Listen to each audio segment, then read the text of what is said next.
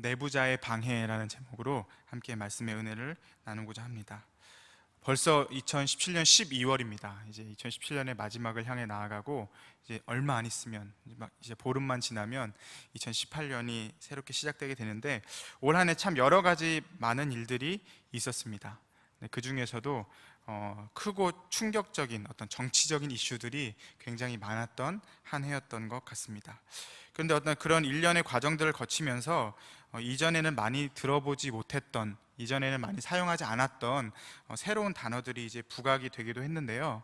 저는 개인적으로 내부자와 외부자 이런 이야기를 굉장히 많이 들었던 것 같습니다. 보셨습니까? 뉴스라든지 시사 프로그램이라든지 이런 프로그램에 내부자, 외부자라는 단어를 굉장히 많이 사용을 했다는 것이죠. 내부자들이라는 영화도 개봉을 했었고요. 또 올해 일어난 어떤 그 일련의 사건들이 결국에는 그 내부자의 고발로 인해서 벌어진 일들이기 때문에 그런지 몰라도 내부자와 외부자라는 단어가 방송이라든지 신문이라든지 언론에 굉장히 많이 노출이 되었던 것 같습니다. 그래서 그 사전적 의미를 한번 찾아보았습니다. 그리 어려운 뜻을 가지고 있지 않았습니다. 내부자라는 뜻은 말 그대로 어떤 조직의 안에 속해 있는 사람을 내부자라고 한다는 것이죠. 같은 조직이나 같은 공동체에 소속되어 있는 사람이고, 그렇다 보니까 자연스럽게 그 조직 내에 많은 정보들, 그 정보들이 어떤 좋은 정보들이든지 아니면 뭐 나쁜 정보들이든지 간에 공유하고 있는 사람들이라는 것이죠. 쉬운 말로는 한솥밥 먹는 사람, 사실상 같은 편, 내 편이라고 할 수 있는 사람들이 바로 이제 내부자라는 단어의 의미를 가지고 있다는 것입니다. 내부자의 반대되는 개념은 뭘까요? 외부자이겠죠. 외부자, 그죠? 외부자는 이 조직의 바깥에서 이 조직이나 공동체를 바라보는 사람들입니다. 바깥에서 바라보기 때문에 조금은 더 객관적으로 바라볼 수 있지만, 조금은 적대적일 수도 있는, 적대적이기 쉬운, 그리고 내부의 정보에 쉽게 접근하기가 쉽지 않은 사람들, 이제 그런 사람들을 우리는 이제 외부자라고 부르게 된다는 것이죠. 그런데 여러분, 외부자의 어떤 공격, 이 어떤 조직에 대한 외부자의 공격들은 어느 정도 우리가 예측이 가능합니다. 그리고 그 공격에 대해서 우리가 대응할 수 있습니다. 그리고 방어도 어느 정도 가능하다는 것이죠. 왜냐하면 말 그대로 그들은 외부자들이기 때문입니다. 적대적인 관계에 있을 수 있지만 그들이 가지고 있는 위치성, 이 내부에 있는 것이 아니라 외부에 있기 때문에 공격할 수 있는 빌미를 찾는 것이 쉽지 않고, 또 겉으로 표면적으로 보이는 것으로 공격할지라도 이 내부에서의 어떤 결속력과 또 내부에서 가지고 있는 그 정보력을 바탕으로 충분히 막을 수 있기 때문이죠. 근데 오히려 정말 치명적인 것은, 어떤 조직과 공동체에 있어서 치명적인 것은 내부자의 고발, 내부자의 공격으로 인한 내부로부터의 붕괴가 가장 치명적이라는 것입니다. 그 조직의 장점뿐만이 아니라 그 조직의 아킬레스건, 단점까지 속속들이 알고 있는 내부자의 어떤 고발은 한 공동체, 한 그룹을 송두리째 흔들 수 있을 정도로 치명적일 수밖에 없는 것이죠. 에스라서의 처음 시작은 우리가 읽어보았지만 굉장히 희망적으로 시작을 합니다. 우리 성경책을 좀만 앞으로 돌려서 에스라서 1장 1절을 한번 읽어보도록 하겠습니다. 에스라서 1장 1절입니다. 시작.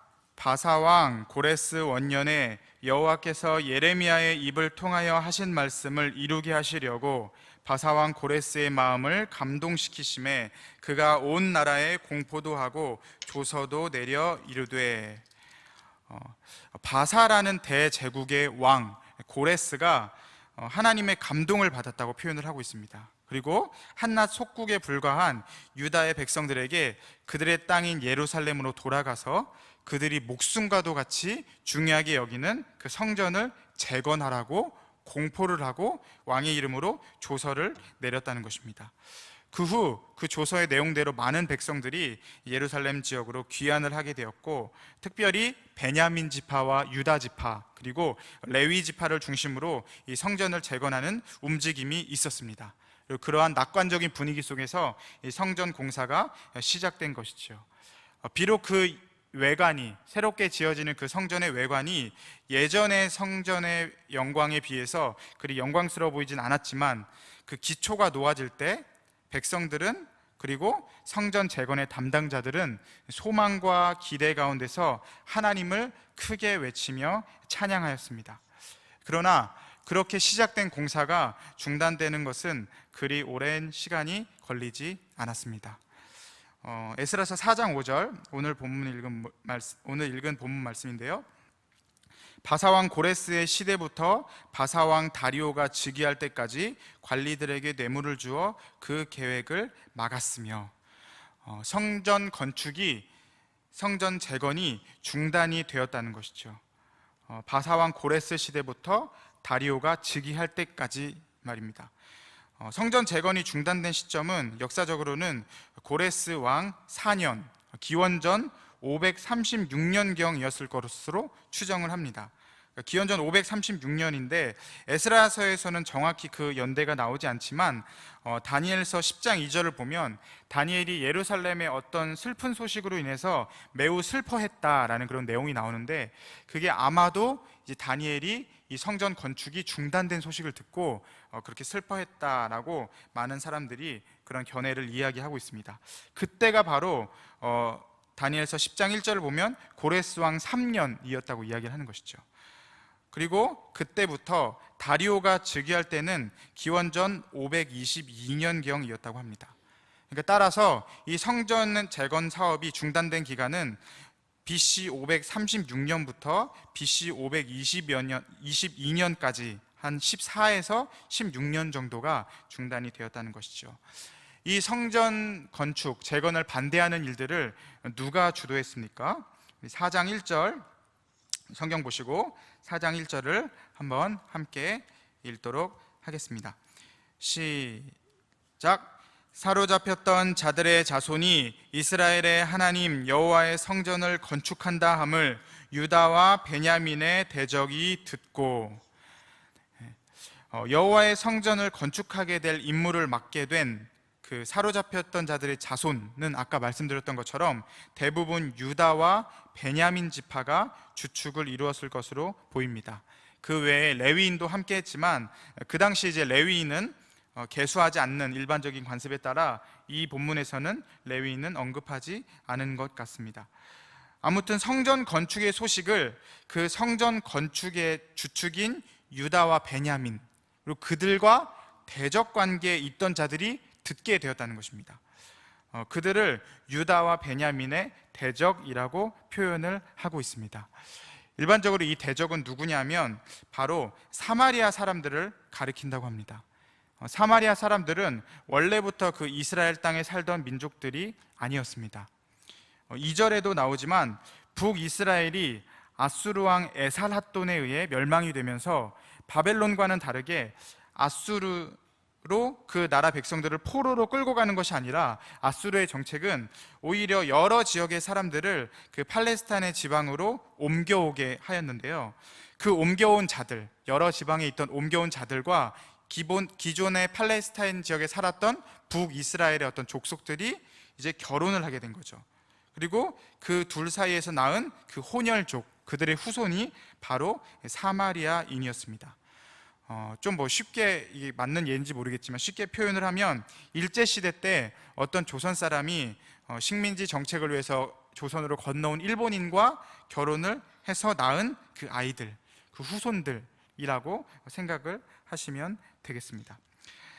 그들은, 사마리아인들은 그들의 조상들 중에서 한 축은 이제 이방 쪽이고 한 축은 이스라엘이 아니겠습니까? 근데 한 축인 이방의 여러 신들을 함께 섬겼을 뿐만이 아니라 나머지 아버지가 되었든 어머니가 되었든 나머지 이 한쪽에 섬겼던 그 이스라엘의 신, 즉 여호와 하나님도 함께 섬기던 그런 풍습을 가지고 있었습니다. 그러나 그 하나님을 유일하신 여호와 하나님으로 섬긴 것이 아니라 그 이방에 있는 여러 신들과 동일하게, 그 중에서도 여호와 하나님은 땅의 신이라고 모시고 살았던 사람들이었던 것이죠. 그들이 이제 그 성전 재건을 담당한 담당자들에게 제안을 하는 것입니다. 4장 2절입니다. 스룹바벨과 족장들에게 나와 이르되 우리도 너희와 함께 건축하게 하라. 우리도 너희와 같이 너희 하나님을 찾노라. 아수르 왕 에살핫돈이 우리를 이리로 오게 한 날부터 우리가 하나님께 제사를 드리노라 하니. 그들이 요구하는 것은 성전 건축을 함께 하게 해달라는 것입니다. 그러면서도 우리도 너희와 같이 너희의 하나님을 찾는다, 우리도 하나님께 제사를 드린다라고 이야기를 하고 있는 것이죠. 사마리아인들은 그 뿌리는 같은 신앙을 가지고 있을지 모르지만 제가 말씀드렸던 것처럼 그들은 다른 문화, 이방의 문화를 받아들인 사람들입니다. 그러니까 한편으로는 내부자인 것 같으면서도 외부자인 것이죠. 근데 그들이 너희와 함께 성전을 건축하게 하라라고 요구를 하고 있다는 것이죠. 이 사마리아인들이 왜 이 유다와 또 베냐민과 또 레위인들과 또 그 귀환된 사람들과 성전을 건축하려고 했겠습니까? 어떤 사람은 이 사마리아인들도 정말로 그 진실한 예배를 드리기 위한 목적으로 이러한 요청을 했다고 이야기하는 사람들도 있습니다. 물론 사마리아에서도 그들이 여호와 하나님께 제사를 드렸고 예배를 드리기 위한 성전이 있었습니다. 우리가 잘 알고 있는 예수님과 사마리아 여인과의 대화에서 나오는 그 그리심산에 있는 성전이 바로 그 성전입니다. 그러나 그들이 그렇게 호의를 가지고 정말 진정한 예배를 사모하는 마음으로, 갈급하는 마음으로 그들에게 요청했다는 것이 아니라는 것은 이 요청이 거절된 후에 그들이 한 행동을 통해서 우리는 쉽게 알 수가 있는 것이죠. 어떤 그런 예배를 드리기 위해서라기보다도 그들은 먼저 자신들이 거주하고 있는 그 팔레스타인 그 지역에서 성전을 세우기 위해서 오고 새롭게 일어나는 세력에 대한 일종의 그 경계심을 가지고 자신들의 이익, 기득권을 지키면서 가까이에서 그들이 혹시나 다른 짓을 하지는 않는지, 자신들의 세력에 위협이 되는 행동을 하지는 않는지 주시하고자 하는 마음으로 아마 성전 건축에 참여하게 해달라고 했던 것으로 보입니다. 그런데 그 요청을 받은 유다와 베냐민 지파가 어떻게 이야기를 하죠? 우리 4장 3절입니다. 4장 3절을 성경 보시고 한번 함께 읽겠습니다. 시작. 수룹바벨과 예수아와 기타 이스라엘 족장들이 이르되 우리 하나님의 성전을 건축하는데 너희는 우리와 상관이 없느니라. 바사왕 고레스가 우리에게 명령하신 대로 우리가 이스라엘의 하나님 여호와를 위하여 홀로 건축하리라 하였더니. 왜 이렇게 단칼에 그들의 요청을 거절했을까요? 왜냐하면 사마리아 사람들은 식민 정책, 아수르의 식민 정책과 혼혈 정책으로 인해서 그들이 이스라엘 백성들, 유대인들이 가지고 있는 그 신앙의 순수성을 상실했기 때문입니다. 그것을 알 수 있는 표현은 바로 그들이 고백한 것입니다. 너희 하나님을 찾노라. 우리도 너희 하나님을 찾노라 라고 이야기하는 표현에서 찾을 수 있는 것이죠.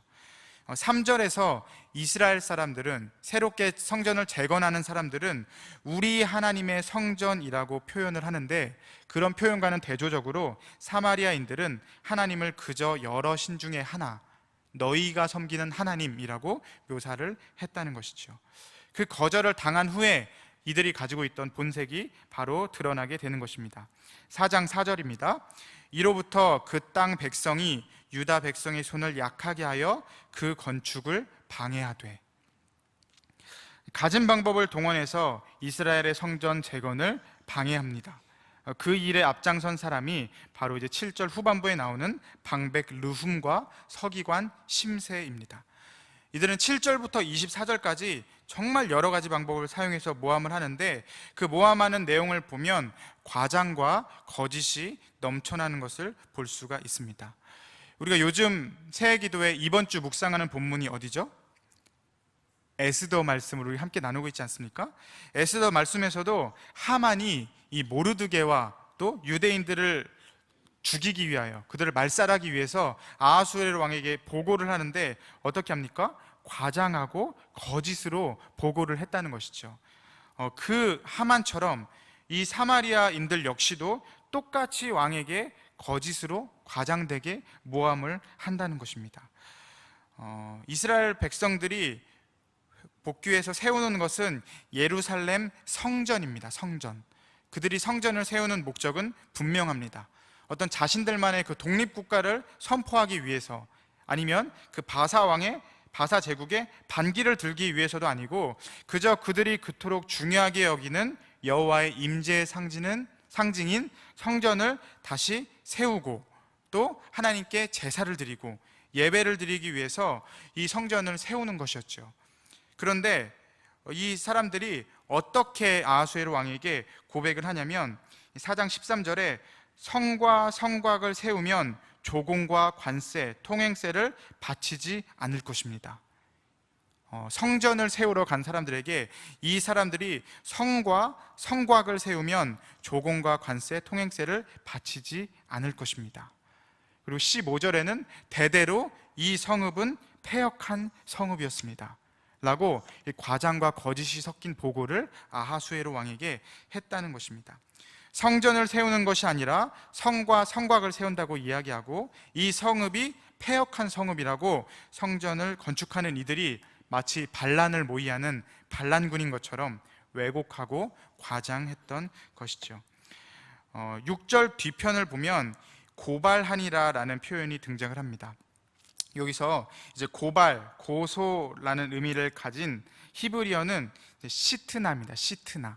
시트나라는 이제 명사형인데, 이 단어는 어떤 동사가 변경이 된 겁니다. 근데 그 동사가 뭐냐면 대적하다는 의미를 가진 사탄이라는 동사에서 파생된 명사가 바로 시트나라는 것이죠. 동사의 이름이 뭐라 그랬습니까? 사탄, 대적하다, 참소하다라는 의미를 가진 동사입니다. 바로 이 동사에서 대적하는 자 혹은 참소하는 자의 뜻이 있는 사탄이 나오게 된 것이죠. 사마리아 사람들이 비록 혼혈 민족이라고 하지만 그들이 여호와 하나님에 대해서, 그리고 성전이 그 이스라엘 백성들에게 가지는 그 의미에 대해서 하나도 몰랐을까요? 저는 그렇지 않았을 것이라고 생각을 합니다. 성전에 대해서는 이 사마리아 사람들도 내부자였던 것입니다. 그러나 그러한 상황을 알고 있음에도 불구하고 어떤 질투심에 사로잡혀서, 그리고 나 자신의 어떤 기득권을 강하게 주장하기 위해서 이스라엘을 어렵게 하고 여호와의 성전을 건축하는 일을 방해하며 지연시키는 것입니다. 그로 인해 결국 여호와의 성전 공사는 늦춰지게 되는 것이죠. 4장 24절입니다. 이에 예루살렘에서 하나님의 성전 공사가 바사왕 다리오 제2년까지 중단되니라. 자신의 기득권을 위해, 자신들의 세력이 위협받는 것을 막기 위해 예배와, 하나님께 드리는 예배와 제사를 볼모로 삼은 것이죠. 그들의 고소하고 고발하는 이러한 행위는 결국에는 그 참소하는 자 사탄의 계략에 의한 것이었고, 그것 때문에 공동체는 어려움을 당하고 마땅히 하나님이 받으셔야 할 예배와 영광은 가려지게 되고 미뤄지게 되는 것입니다. 이제 우리의 삶에 적용해 볼 때 우리들 안에, 내 안에 그러한 모습이 있지는 않았는지 우리 한번 함께 돌아보았으면 좋겠습니다. 교회와 그리스도인들에 대해서 부정적인, 그 외부자들의 부정적인 인식들이 많은 세상 속에서 살면서 우리가 다시 소망을 얻고 또 회복할 수 있는 길은 결국에는 성전의 재건입니다. 잃어버린 예배의 감격을 회복하고 모든 소망이 여호와 하나님께만 있음을 고백하는 것일진데, 우리 속에서는 어느 순간부터 교회를, 내 스스로가 교회를 변화시키고 공동체를 변화시킬 힘을 가지고 있는 것처럼 한국 교회를 걱정하는 척하지만, 그러나 한편으로는 자신의 의로움을 드러내고 자신의 책임은 쏙 빼놓고 비판하는 내부자의 고발, 내부자의 이야기를 할 때가 있지는 않으십니까? 내가 그리스도인이면서 그리스도인을 부끄러워하고, 내가 교회의 구성원이면서 교회에는 소망이 없다고 이야기하는 일들이 있지는 않습니까? 방백 르훔과 서기관 심새처럼 성전의 회복, 예배를 회복하는 일에 집중하고 또 그 일에 전심전력을 다하기보다도 작은 문제들을 크게 과장하고 섣부르게 판단함으로 인해서 예배와 교회 공동체에 어려움을 주는 일들을 하고 있지는 않습니까? 그 모든 말들이, 그 모든 생각들이, 그리고 그러한 모든 행동들이 결국에는 참소하는 자, 고발하는 자, 사탄의 계략에 의해 하는 것임을 우리는 깨달아야 합니다. 사랑하는 성도 여러분, 불현듯 그러한 생각들이 들 수가 있습니다. 그러나 그때에 우리는 그 이야기에 미혹되어서는 안 되고 그 생각들을 단칼에 거절해야 한다는 것이죠. 너희와 우리는 상관이 없다. 우리가 이스라엘의 하나님 여호와를 위하여 홀로 건축하리라. 사탄아 물러가라 라고 담대히 선포해야 된다는 것입니다. 사랑하는 성도 여러분, 말씀을 마무리하고자 합니다. 성전은 반드시 재건되어야 합니다. 그리고 예배는 반드시 회복되어야 합니다. 다시 예루살렘으로 돌아가 여호와 하나님을 반드시 찾아야 합니다. 하나님께만 소망이 있고 하나님만이 모든 우리의 무너진 것들을 다시 회복시켜 주시는 분이십니다. 우리의 삶도 여호와의 성전으로서 무너진 우리의 삶을 다시 재건하여야 합니다. 우리 안에 있는 루음과 심새와 사탄을 대적해야 합니다. 저와 여러분이 아무쪼록 악한 것에 우리의 힘과 정열을 쏟는 것이 아니라 예배와 공동체와 또 우리 자신의 삶의 회복을 위해 우리 삶을 드리는 믿음의 사람들이 되시기를 주님의 이름으로 간절히 축복합니다. 아멘. 우리 받으신 말씀을 기억하시면서 우리 주님의 이름 크게 한번 부르고, 하나님, 우리가 그렇게 회복되기를 원합니다. 주를 향한 예배가, 주님을 향한 열정이, 뜨거움들이 우리 가운데 회복되어지기 원하고 하나님만이 소망이라고 고백할 수 있는 믿음의 사람들이 되게 하여 주시옵소서. 우리의 마음을 참소하고 우리의 마음을 어렵게 하는 그 루흠과 심새와 사탄과 같은 우리 마음속에 일어나는 모든 악한 생각들을 대적할 수 있는 담대한 믿음을 허락하여 주시옵소서. 우리 이러한 기도 제목으로 주님의 이름 크게 한번 부르고 함께 기도하시다가 자유롭게 돌아가시겠습니다.